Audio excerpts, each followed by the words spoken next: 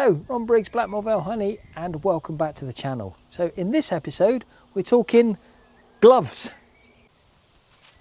Yeah, so welcome back.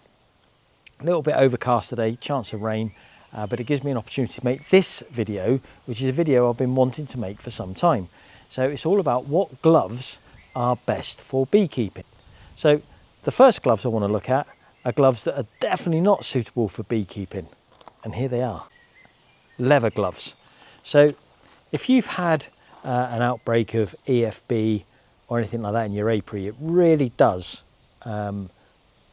concentrate the mind onto disease. And one of the biggest things that spreads disease is us, the beekeeper. And what we wear, that we touch everything with, is gloves. So leather gloves are to me, are an absolute no-no in beekeeping. This pair, I don't know if those that watch my channel, was donated a load of stuff and this was in there. Let me show you what leather beekeeping gloves are useful for. Absolutely nothing. Okay, the only exception to the rule for leather gloves will be for the children. It's very difficult to get children's gloves that are suitable for beekeeping, and we obviously have to make sure that they're really well protected. However, that said, this is what I now use for my grandson. Kiddies marigolds, how cool is that? So yeah, they are thicker. My grandson's been wearing these for a while. We can wash them up, an absolute treat. That said, the first couple of times you put children into a bee suit and get them into the bees, I think I would accept them wearing leather gloves just to make sure they are completely protected. But that's the only exception to the rule. Anyway, on the subject of marigolds, let's have a look at those. Marigolds. These are a good entry level for beekeeping. They offer a good amount of protection and they do offer you some amount of feeling when you're going through the hives. So for new beekeepers, I do recommend marigolds, and the beauty about marigolds is that there's no waste. You can use them over and over and over and over again and just wash them.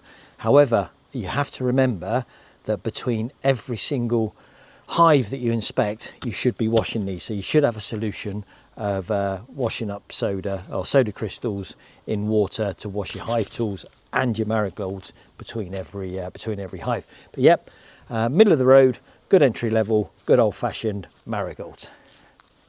Okay, so what then if you've got a really nasty hive and the marigolds aren't quite doing it, because they can still sting through marigolds? It's a bit more difficult for them. It doesn't happen that often, but it can happen. So what if these aren't up to the task? What do we use then? So next up then, you've got an angry colony that you need to deal with, and all the other gloves aren't up to it. Or you're rescuing. So if you're rescuing a collie, i.e. doing a cutout, you're actually destroying their nest, and it's highly likely they're going to get extremely agitated and extremely angry, and that's when you're most likely to be stung. So the option I go for them is these. I can't remember which beekeeping supplier I got them from, but they're kind of like a thick, almost like chemical type glove, but come with a cotton gauntlet. These are absolutely great. So whenever we do a rescue, we always start with these. If the colony turns out to be a calm and gentle one, we can always ditch these and go down, but we always start with these when we're doing cutouts. And these are also great for angry colonies. I've never ever been stung in a pair of these. And of course, where these have got the advantage over the leather gloves is because they're made of that kind of rubbery, thick rubbery type material. You can wash them easily. So you can wash them in your bucket of solution in between colonies, or when you're doing a cutout, when they get really, really sticky, you can wash them. Leather gloves just don't like the water when you're doing that. So these are absolutely brilliant for doing rescues, cutouts, and if you get an angry colony. Can't remember the beekeeping supplies, but they did come from one of them, so just look them up. Okay, but they're too thick for normal use. So what are we going to use then? So we've spoke about the heavy duty gloves when we're doing angry colonies and rescues. We've got the middle of the road marigolds, but the marigolds don't, to me, give you quite enough feeling for feeling the frames. And gently, if you've got marigolds on, you can quite often miss a bee when you're picking up the frames, and you end up squashing bees. So they're okay but for me, they're not the best option. The best option for me are nitriles, and they come in different sizes and different thicknesses. So these are the ones that I've been using just for years. They are a company called Robust nitriles. I'm not particularly plugging these ones, so they're just the ones that I use. I pick them up relatively cheap from a company that deals with just mainly gloves, and so they work for me, and the cuff is just long enough that it will go over the sleeve of my jacket, although you can buy some which have got a longer cuff, which is even better.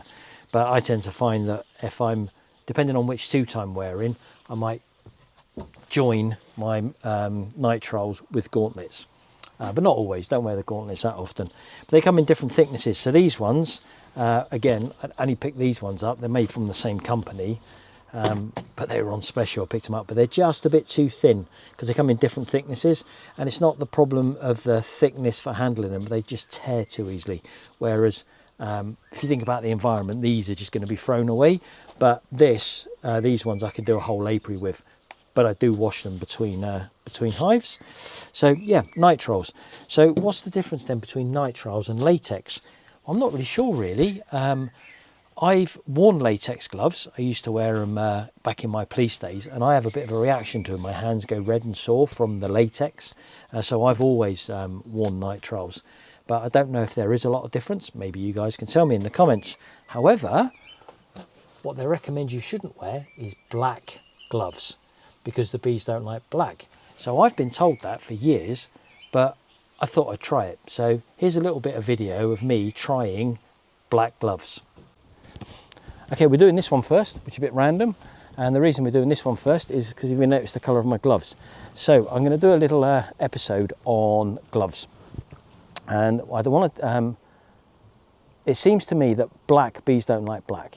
We've seen that with people that wear black nitriles. We've seen it. I used to have a hive tool where half of it was black, and the bees would be on it all the time. They seem to be on my black camera equipment. So I've also read other things to say it's the latex and nitrile makes a difference, and the black doesn't make a difference at all. So this colony, it's not a nasty colony, but it's not my favourite colony. They're a little bit running, a little bit in your face. So we're going to try it with these first. And what I'm going to do is I'm going to try with a black glove and a blue glove, and we're going to run it simultaneously and see if they show any interest or more interest to the black glove. So let's get on with it. So glove test, blue glove. Not a lot of activity there. Okay, let's go black. Again, not a lot of activity. So is the black glove just a myth? Oh, don't tell me this, because now I've got to go to that really spicy colony and risk my hands. Yeah, this is where all the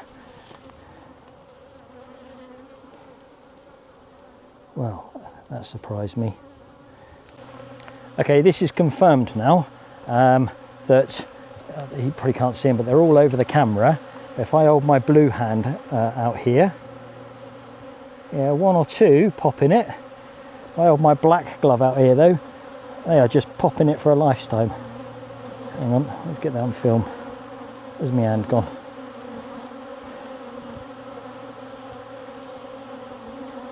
Yeah, I can feel them pop, pop, pop. Nothing on mine. Yeah.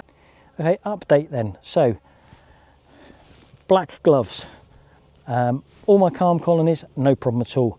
One of the out apiaries, home view apiary, one of those is a bit runny, not the nicest of colony, no problem at all. Out here, all these, no problem at all. Got to those two on the naughty step, and there's a definite change in behaviour on the black gloves over the blue gloves. Definite, without a shadow of a doubt. They're just popping it. Now, to be fair, didn't get a sting, especially after we riled up that one of Luke's, because we were swapping them round and shaking them round. Still didn't get a sting in the black glove, but they were popping it like crazy, and they're popping the camera like crazy. So I think there is something in this black, but I think I'd put it this way, I wouldn't be wearing black seeing what I've seen now. But that said, I don't think it's a bigger thing as we kind of make out. Yeah, so there is some truth in that. Black gloves, the bees don't like them. However, they're not as bad as people make out. I found with those tests we did, that it had to be a proper colony that was a bit spicy before the black gloves even affected what we were doing. But that said, obviously the spicy colonies started to pop the black gloves, but still never stung.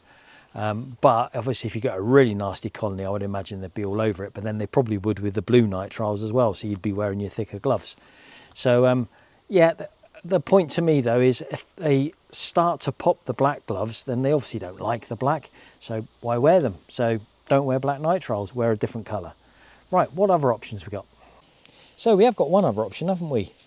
Not to wear any gloves at all. And there's nothing wrong with that if you don't want to wear gloves. I mean, so that's the most environmentally sustainable, because you're not throwing anything away at all. It's just your hands. However, I think there's two slight problems with that. One is disease. So if you are going to do it, you need to make sure you're washing your hands all the time. And if you're doing that between every single colony, and you're doing it in cold water with a bucket you're carrying, then you're obviously going to need some chemical in there, and that might not be so good on the hands, especially if you've got a lot of hives to do. And two, the main reason I wear the nitriles is because your hands can get very sticky and propolised up very, very quickly. So if you're, for example, wanting to pick up a queen and marker or pick up a queen and mover, and you've got nitriles on this sticky, you can remove the nitrile, just use your bare hands, pick the queen up and move her. But if your hands are all sticky, you can't really do that. You've got to wash your hands before you handle the queen, or certainly if they've got any, so if your hands has got any stickiness in it and any propolis on it, then you need to get that off before you handle the queen. And also, I tend to find that propolis can stain. So if you got a lot of propolis on your fingers, it can look like you're a 20-a-day smoker. So basically, it's for those reasons. You can go barehanded if that's what you choose to do, but for me, I think I'll stick with the nitriles. So there we go. As I just alluded to there, for me, it's nitriles every time, unless I'm dealing with an angry colony. So there we go. That's the full gambit. Ditch the leather gloves. Don't wear those. The only exception to that rule is maybe with the children. Marigolds are a good entry-level glove for when you start beekeeping, but after that I think the nitriles work best for me, and it's probably best to stick clear of the black gloves. So there we go. So that completes this video. Hope you got something from it. I hope you're enjoying these videos, and we'll see you on the next one. Goodbye.